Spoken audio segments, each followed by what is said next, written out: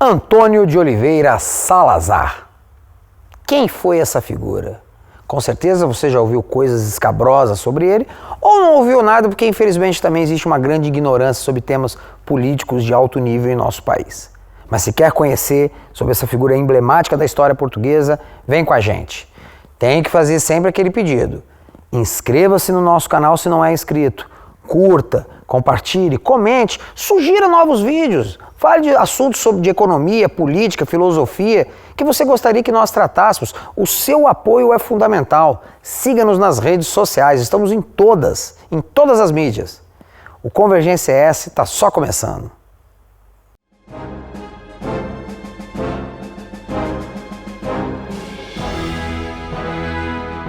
Olá meus amigos, aqui quem fala é o Wellington Calegari e hoje o assunto é Antônio de Oliveira Salazar.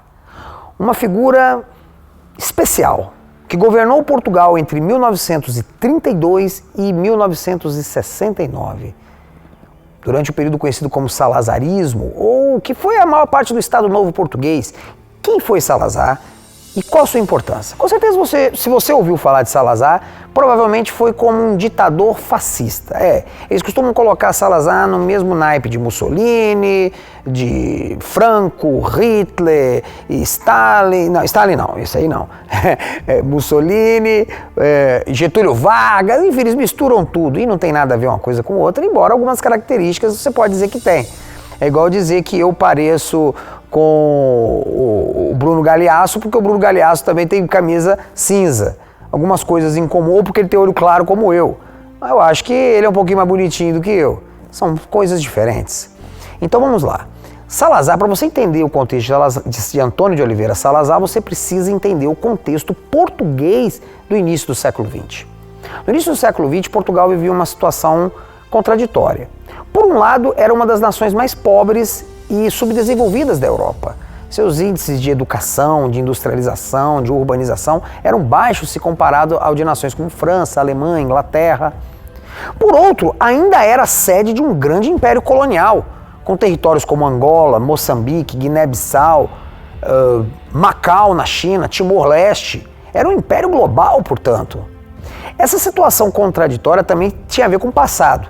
O passado glorioso de Portugal, contraditório com o seu presente, com a sua contemporaneidade de mediocridade e de muita dependência política e econômica com relação à Inglaterra. O país não estava bem. Em 1908, um atentado cruel ceifou a vida do rei de Portugal e do príncipe herdeiro da coroa portuguesa. O novo rei, Manuel, foi deposto em 1910 por uma revolução republicana, meio socialista, meio liberal.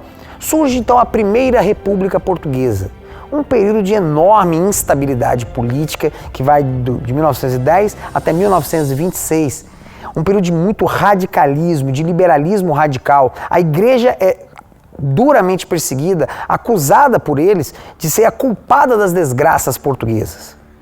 Se algo lembra a situação que vivemos no Brasil e no Ocidente de hoje, não é à toa.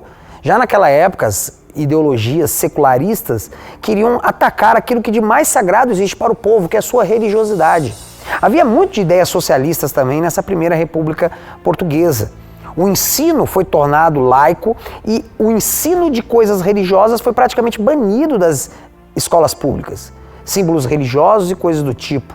Também foi estimulada a luta de classes, com camponeses recebendo estímulo de atacar as propriedades dos grandes fazendeiros. Claro que isso alimentado por uma situação que realmente era de profunda desigualdade social que havia em Portugal, profunda desesperança econômica que havia no país.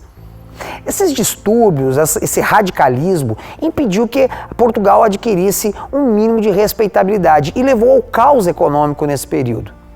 Depois de anos de perseguição, de conflitos e tudo mais, num período que inclusive você vai ter as aparições de Nossa Senhora de Fátima em 1917, que chamam a atenção do mundo católico até hoje, vai chegar então ao ano de 1926. Um setor importante das Forças Armadas Portuguesas decide dar um basta à anarquia.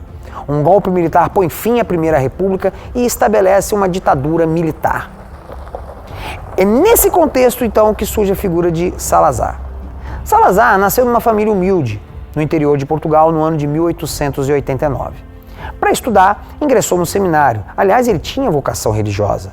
Profundamente católico, chegou a sonhar em ser padre. No meio dos estudos, porém, desistiu dessa vocação e preferiu se entregar ao direito. Aluno brilhante, formou-se em Direito pela Universidade de Coimbra e depois tornou-se mestre, doutor e professor de Economia Política e de Ciências das Finanças, na própria Universidade de Coimbra. Tornou-se uma autoridade em economia no Portugal daquela época, escrevendo artigos científicos falando sobre os problemas monetários portugueses, a questão da balança comercial e de possíveis soluções para Portugal. Ao mesmo tempo, era engajado em questões ligadas à religião católica, que era perseguida naquele momento e da qual ele era defensor. Chegou a se candidatar e se eleger deputado para o parlamento português por um curto período de tempo no início dos anos 20. Quando vem o regime militar, oferece a ele o emprego de ministro das Finanças. Ele até aceitaria, mas com uma condição: queria carta branca para mexer com o orçamento de todo o governo, de todos os ministérios. Como isso foi recusado, ele não aceitou a proposta. Isso já mostra um pouco da personalidade dura desse homem. Dura, disciplinada e corajosa. 2 anos depois, o convite é renovado, pois Portugal está financeiramente arruinado. Em 1928, o presidente de Portugal, o general Carmona, novamente convida Salazar e novamente Salazar impõe a condição: carta branca, para lidar com todos os departamentos. E dessa vez ele recebe. Salazar se transforma então num super-ministro das Finanças e com mãos de ferro consegue um milagre. Saneia as contas públicas de Portugal, põe fim ao déficit da dívida pública, sem aumentar muitos impostos, reduz drasticamente o rombo das contas públicas, obviamente passa a ser odiado por vários setores, inclusive das Forças Armadas, e claro, da oposição revolucionária, socialista e ultraliberal. Mas vira um herói para muitos outros setores, pois Portugal recupera a credibilidade internacional, volta a ter crédito no mercado financeiro. Em Londres, ele é visto como o homem do ano, o cara que conseguiu tirar Portugal do atoleiro. E essa situação impede a queda de Salazar. Por mais que muitos militares não gostassem dele e de sua autoridade, eles não podiam tirá-lo, porque se tirasse ele do governo, o governo cairia. Ele se tornou o fiador da estabilidade política portuguesa. Assim, enquanto que vários ministros à sua volta caíam, Salazar não apenas não caía, como aumentava a sua autoridade e se tornava cada vez mais forte e indispensável para o governo português. Logo das finanças, sua autoridade foi se espalhando para o Ministério da Justiça, da Defesa e outros. Salazar começou a conceber um programa não apenas financeiro, mas um programa de salvação política total de Portugal. Obviamente, vivia-se a época da influência do fascismo, do corporativismo, a visão de que era necessário reconstruir as corporações. O que são corporações? Em um outro vídeo eu expliquei que, do passado, a sociedade europeia, além do poder do Estado, ela tinha corporações, guildas, igreja, as próprias famílias, corporações que tinham poder frente ao Estado. Uma das acusações que se fazia é que a moderna economia e Estado haviam destruído essas corporações e tornado os homens indivíduos enfraquecidos, meros átomos diante do poder do Estado e do grande capital. É nessa ideologia, nessa mentalidade que surge a ideia do corporativismo, recriar as corporações do passado. Claro que havia muita ingenuidade nessa ideia, de achar que o próprio Estado criaria corporações que se oporiam a ele. Na verdade, essas corporações criadas pelo Estado seriam parte do Estado. Ainda assim, Salazar sofreu influência disso, assim como sofreu influências das ideias fascistas também. Salazar então concebeu um plano de reerguimento de Portugal. Em 1932, confiando em Salazar, o presidente Carmona permitiu que ele reestruturasse a organização política portuguesa. O resultado foi a criação do Estado Novo Português. Portugal, agora sob a liderança de fato de Salazar, que se torna presidente de Conselho de Ministros, passa a ter um regime autoritário. Um regime que centraliza as decisões políticas no Conselho de Ministros e dentro do Conselho de Ministros na figura do presidente do Conselho, Salazar. Durante décadas, Salazar terá o poder português em suas mãos. Carmona, até sua morte, foi o fiador do poder de Salazar. Depois da morte de Carmona, outros generais foram presidentes da República, pois oficialmente era um sistema parlamentarista, mas quem realmente mandava era Salazar. Não vou aqui defender 100% o regime. Houve propaganda excessiva pela personalidade de Salazar, houve autoritarismo desnecessário em algumas áreas, mas vamos falar das qualidades. O Estado Novo Português foi um regime que manteve as contas públicas em dia. Quando o Estado Novo foi derrubado pela Revolução dos Cravos em 1974, Portugal tinha imensas reservas de ouro, apesar de estar travando uma guerra colonial de 10 anos na África e mantendo todos os serviços públicos em dia e com qualidade.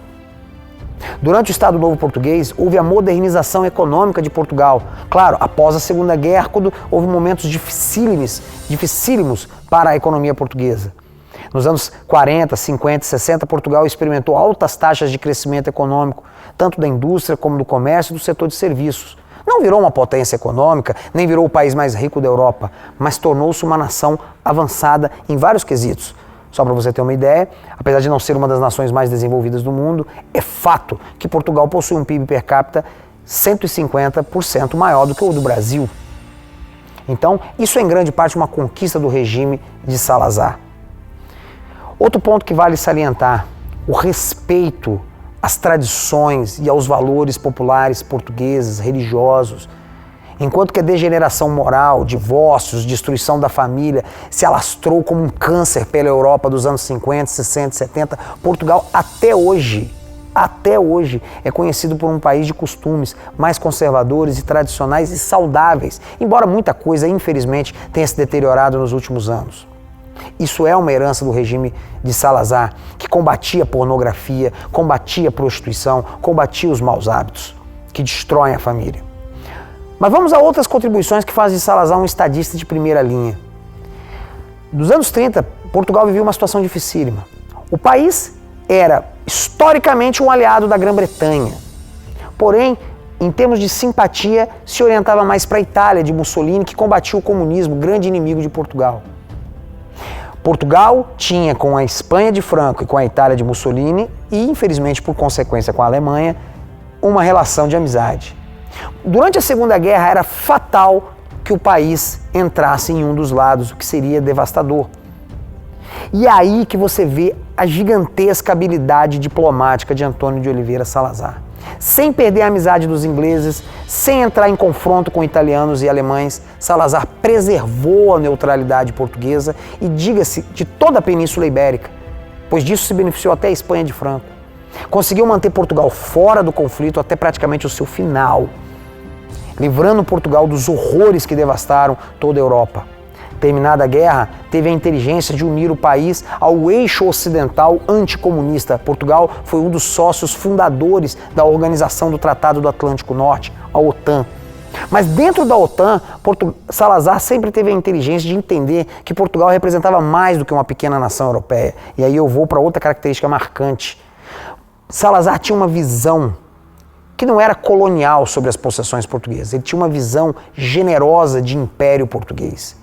O seu sonho era a transformação do Império Ultramarino Português em um império multiétnico, em que angolanos, moçambicanos, portugueses participassem etnicamente, politicamente, de um grande projeto multirracial, multinacional, sob a liderança de Lisboa.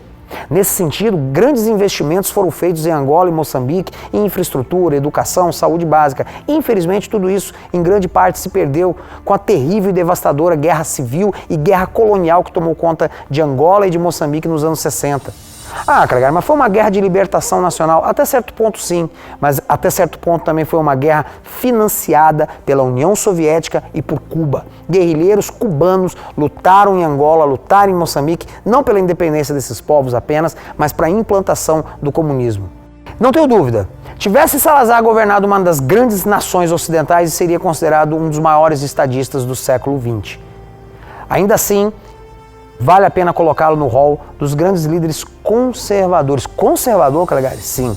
Pois Salazar teve a inteligência política de saber conciliar os interesses de monarquistas, republicanos conservadores, fascistas, católicos e muitos outros em um governo de coalizão que preservou a estabilidade, a prosperidade e a paz de Portugal por vários anos. Aqui quem fala é o Wellington Calegari, do Convergência S.